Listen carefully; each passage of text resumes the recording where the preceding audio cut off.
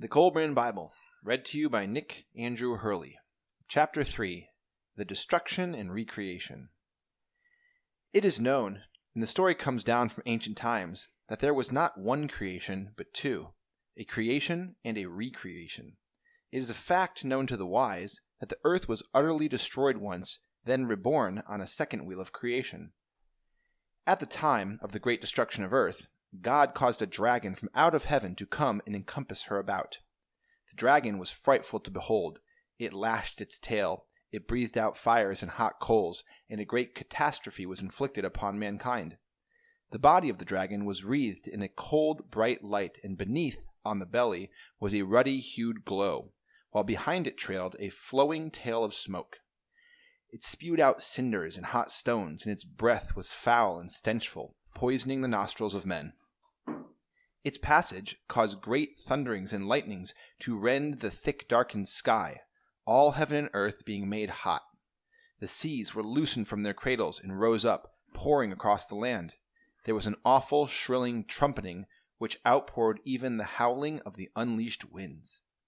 Men, stricken with terror, went mad at the awful sight in the heavens. They were loosed from their senses and dashed about, crazed, not knowing what they did. The breath was sucked from their bodies, and they were burnt with a strange ash.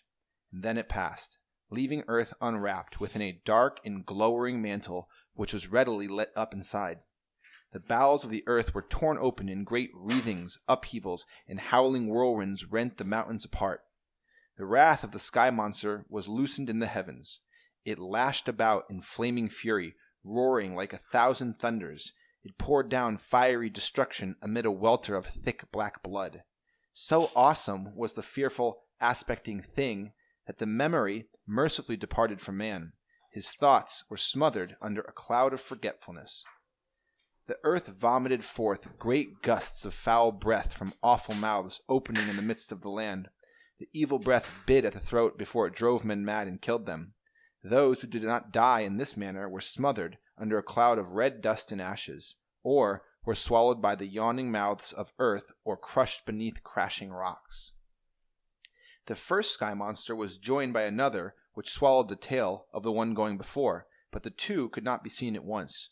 The sky monster reigned and raged above earth, doing battle to possess it, but the many-bladed sword of God cut them to pieces, and their falling bodies enlarged the lands and the sea. In this manner, the first earth was destroyed by calamity descending from out of the skies. The vaults of heaven had opened to bring forth monsters more fearsome than any that had ever haunted the uneasy dreams of men. Men and their dwelling places were gone. Only sky boulders and red earth remained where they once were. But amidst all the desolation, a few survived, for man is not easily destroyed. They crept out of caves and came down from the mountain sides. Their eyes were wild, and their limbs trembled. Their bodies shook, and their tongues lacked control. Their faces were twisted, and the skin hung loose on their bones. They were as maddened wild beasts driven into an enclosure before flames. They knew no law, and being deprived of all the wisdom they once had, and those who guided them, were gone. The earth, the only true altar of God, had offered up a sacrifice for life and sorrow to atone for the sins of mankind. Man had not sinned in deed, but in the things he had failed to do.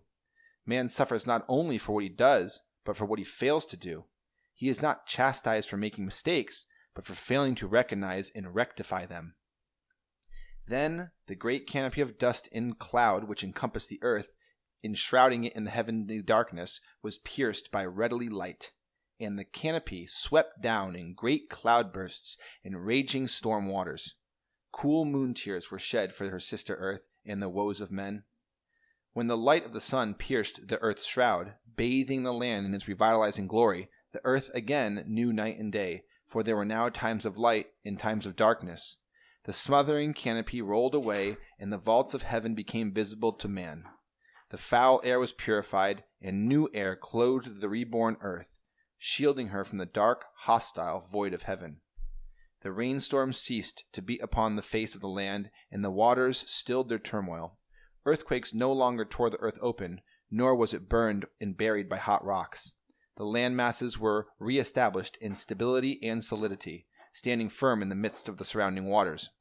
The oceans fell back to their assigned places, and the land stood steady upon its foundations. The sun shone upon land and sea, and life was renewed upon the face of the earth. Rain fell gently once more, and clouds fleeced, floating across dark skies. The waters were purified, and the sediment sank, and life increased in abundance. Life was renewed, but it was different. Man survived, but he was not the same.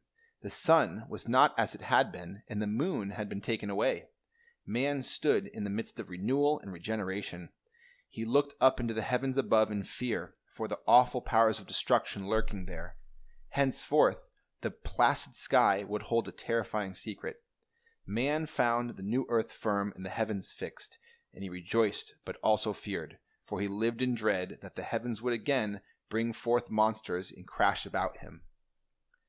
When men came forth from their living places and refuges, the world that their fathers had known was gone forever. The face of the land was changed, and earth was littered with rocks and stones which had fallen when the structure of heaven collapsed. One generation groped in the desolation and gloom, and as the thick darkness was dispelled, its children believed they were witnessing a new creation. Time passed, memory dimmed, and the record of Evans was no longer clear. Generation followed generation, as the ages unfolded, new tongues and new tales replaced the old. End of chapter 3.